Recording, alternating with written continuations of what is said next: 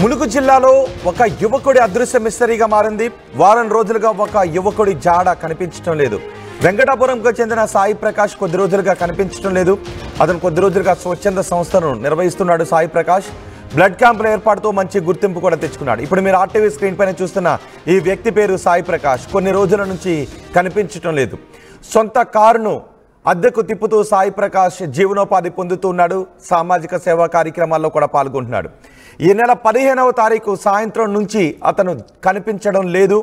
ఈ నెల 16వ తారీఖున ఆంధ్రప్రదేశ్లోని పాలకొల్లులో అతని మొబైల్ చివరి లొకేషన్ ట్రేస్ అయినట్టుగా తెలుస్తోంది.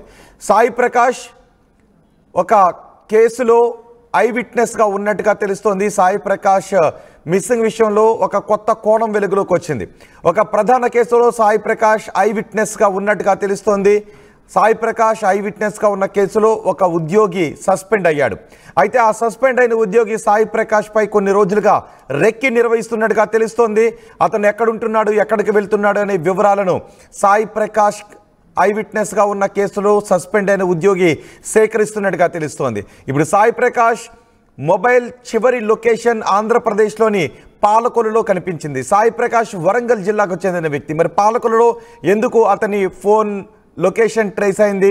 అతని మొబైల్స్ 2 మొబైల్లు కూడా ఇప్పుడు స్విచ్ ఆఫ్లో ఉన్నాయి. ఎందుకు సాయి ప్రకాష్ మొబైల్లు స్విచ్ ఆఫ్లో ఉన్నాయి? అతని కుటుంబ సభ్యులు ఇప్పుడు భయాందోళన వ్యక్తం చేస్తున్నారు.